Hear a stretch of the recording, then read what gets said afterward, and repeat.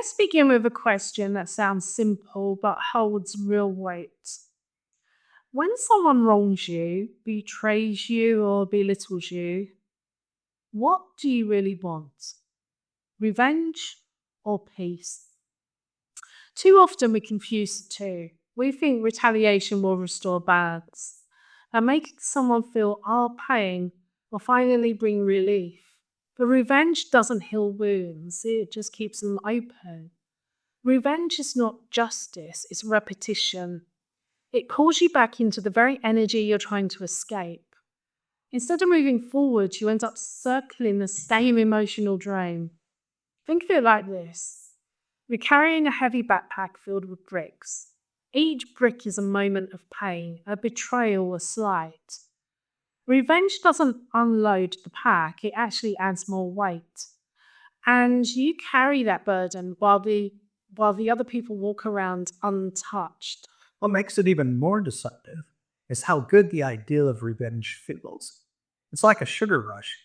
It spikes your emotions, but crashes your clarity. You get that brief sense of satisfaction, and then what? Emptiness, regret, maybe even guilt. Real power isn't found in retaliation.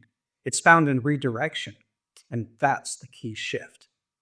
Anger, grief, heartbreak, these emotions are not the enemy. In fact, they can be powerful fuel, but only if you choose to harness them wisely. You can use fire to burn down a house, or you can use it to forge steel. Your job isn't to react, your job is to transform. And here's what most people overlook. Responding to someone's toxicity binds you to them energetically. Whether it's through arguments, gossip, or endless replay of what they did, you're keeping that connection alive. You're not just remembering the past, you're reliving it. And giving them your energy over and over and over again. Think of your energy like currency. Every time you talk about them, stalk their profile, or mentally rehearse that fantasy come back, you're spending it on someone who has already cost you enough. There's a principle that says, where attention goes, energy flows. So if your attention is locked on pain, your energy gets trapped in the pain too. Instead, he invites you to call your energy back. Literally say to yourself, I call back all my energy from every person, place, and situation that's drained it without my consent. It's not about magic or denial. It's about emotional sovereignty. You reclaim the parts of yourself that got lost in hurt, blame, and confusion. And while you're at it, cut the cord. Not with hatred, not with bitterness, but with clarity. Close your eyes. Visualize the person you're tied to. Imagine the invisible threads between you, and then, one by one, cut them gently, intentionally. And once you do, stop retying them with your words and thoughts.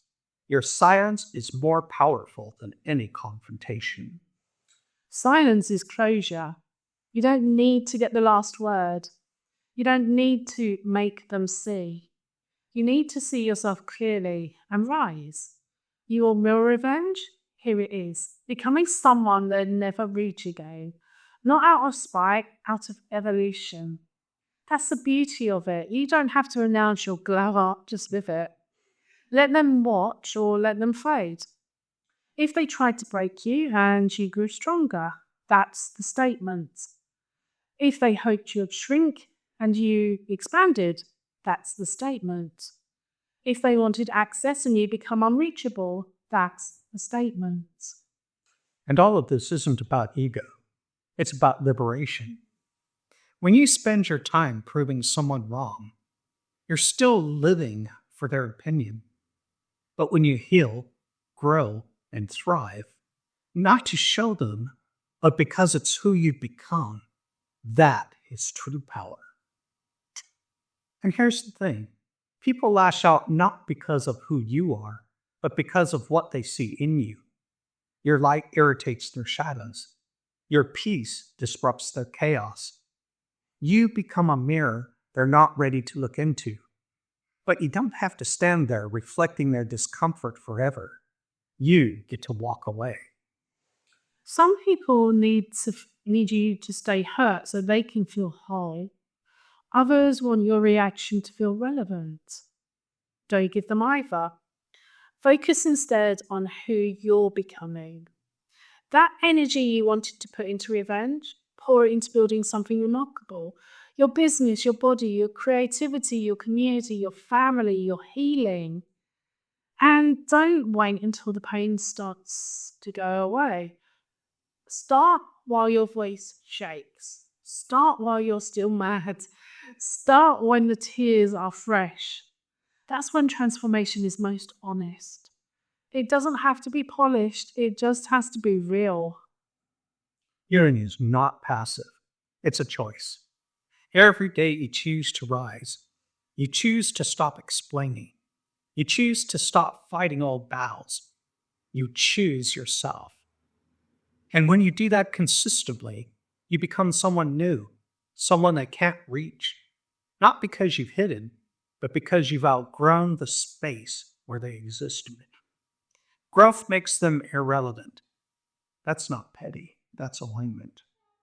So if you're still holding on to that urge to strike back, ask again, do I want revenge or do I want freedom? And if your answer is freedom, then trust your job isn't to punish anyone. Your job is to become someone so powerful, so present, and so whole that their name never crosses your mind again. The best revenge? It's no revenge at all. It's a peace so radiant, a joy so rooted, a self-worth so untouchable that the person who hurt you becomes a whisper in your history, not a weight in your presence. And that, my friends, is how you win. If this conversation spoke something deep within you, take a moment today to bring your energy back to yourself. You don't have to do it all at once, but every small shift matters. And if you're ready to stop giving power to the past and start building a future that feels expansive and true, stay connected, like, share, comment, and hit that bell. We're here to walk that journey with you. So until next time, think differently, dream boldly, and create consciously. I'm a quiet rebel, I don't need a shower. Changing the world from the inside out. No fists in the